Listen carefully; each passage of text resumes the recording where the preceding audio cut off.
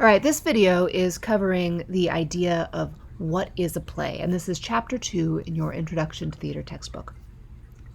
So when we're talking about what is a play, first of all, we think about a play as an event. So a play is both done, like it supplies drama and conflict and tension, and it is communally witnessed. So communally witnessed means that more than one person got to see it happen together, like in the same space.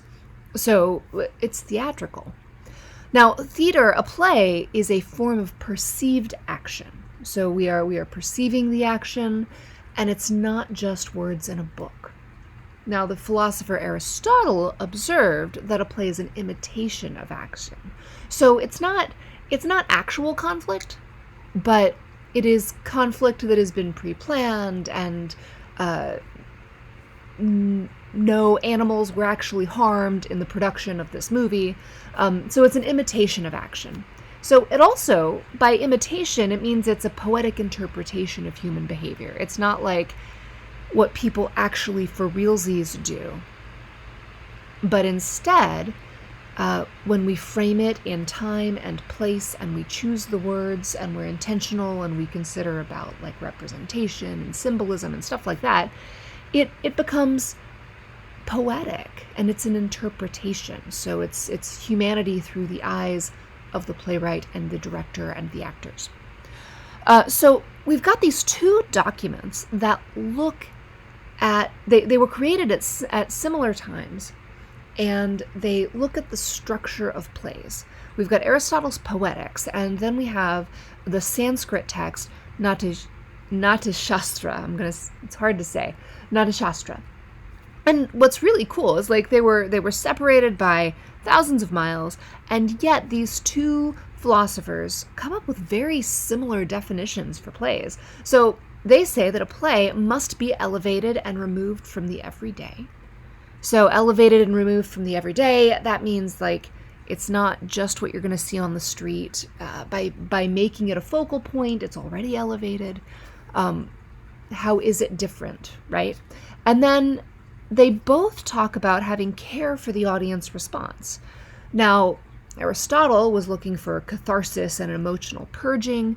The Natyashastra was looking for a sense of awe and a sense of going beyond the everyday world.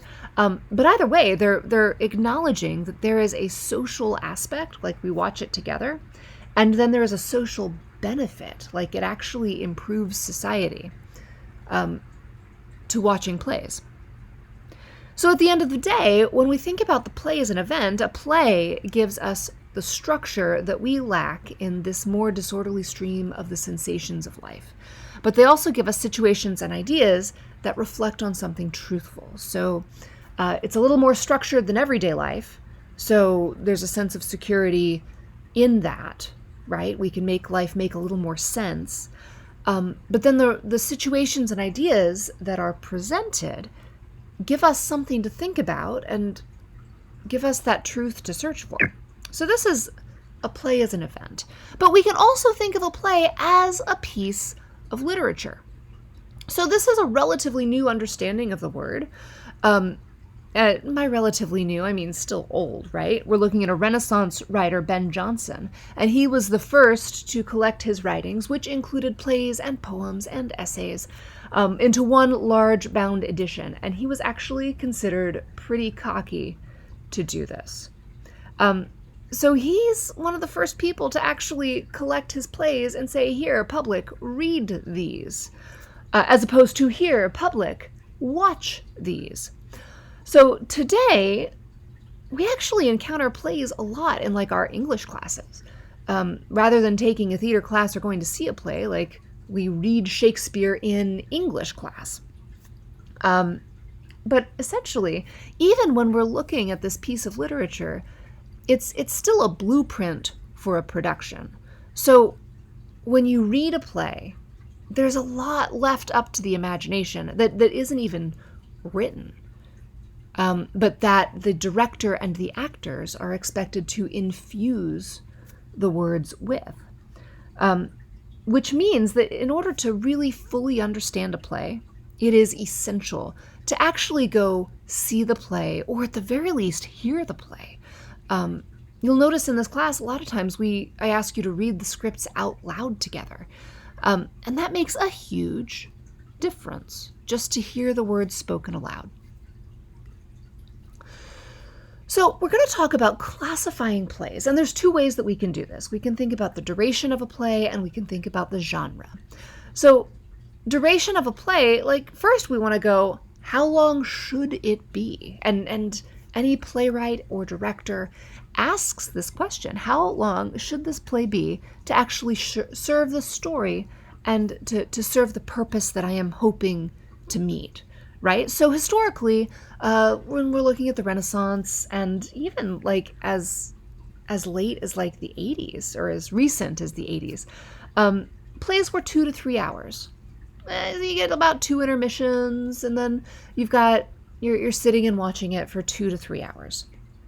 Now, recently, this has actually been shortened. Plays are now running between 70 minutes and 2 hours, but you'll get a lot of plays that have no intermission. And it's just like you come and you watch for 90 minutes.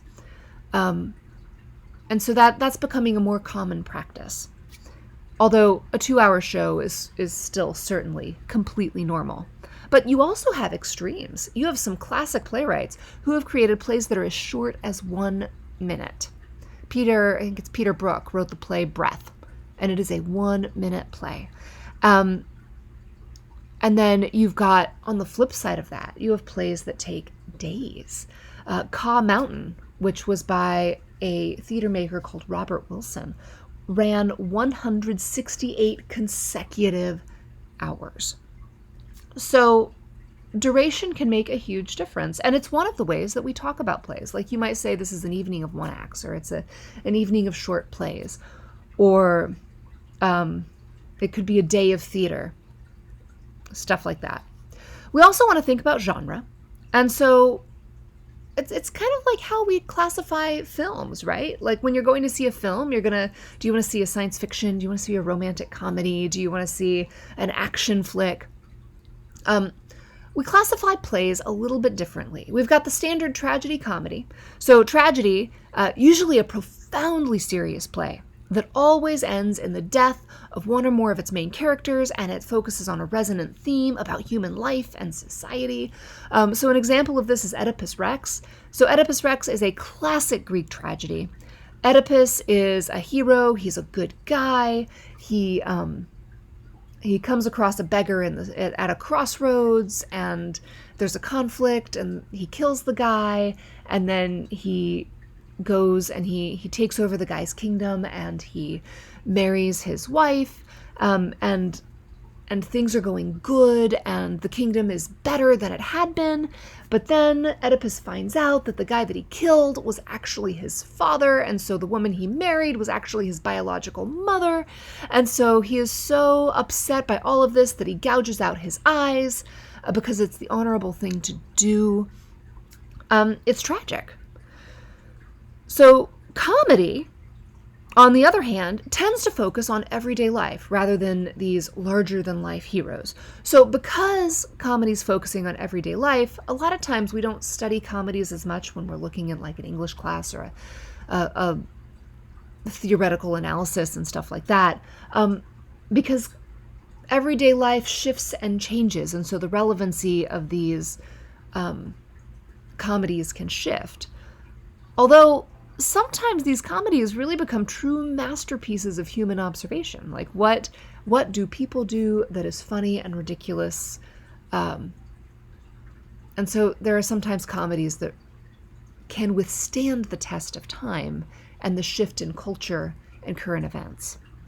And those are the ones that are really fantastic. So we've got tragedy and comedy, but we also want to think about history, melodrama, and dance theater. We have theater movement. We have docudramas. There are a lot of different kinds of plays that exist now, and they're slightly different from movies. So like a history play is really just, it's retelling. It's like an historical narrative documentary.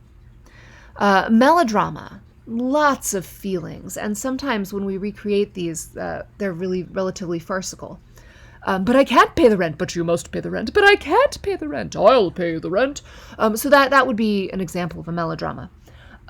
Dance theater, you're looking at theater that is a combination of choreography and dance and stuff like that, but also includes story and sometimes text.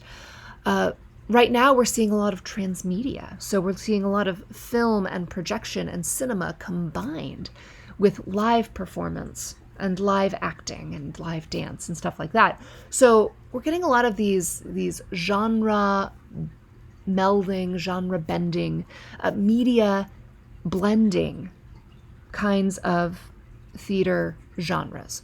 So when we're classifying plays, it's not always as simple as romantic comedy and this is a drama, although those genres certainly exist. We're thinking about it in a little bit of a different kinds of terms.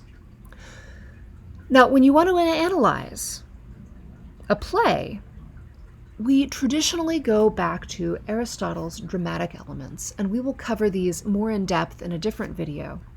But you need to know what they are. They are plot, character, thought, diction, music, spectacle, and convention. A little bit about convention, because we're not going to talk about it in the other videos. Convention is focused on the agreements between the audience and the actor. So we often call this the suspension of disbelief. So, for example, if somebody comes and stands in the middle of the stage with a paddle and starts to paddle the air as though they were paddling a canoe, we will agree to believe that this person is in a canoe, right? That's part of the conventions of theater. This is part of the storytelling. This person is not literally in a canoe. They are not literally in water. And yet, this is a convention of theatrical storytelling. We're going to agree that this person is here. And then we're going to talk about, in a different video, drama's timeline. So drama, you're looking at pre-play, what happens before. You're looking at the play, what is the structure of that experience, and you're looking at post-play. All right, let me know if you have questions, and I look forward to the rest of this lesson.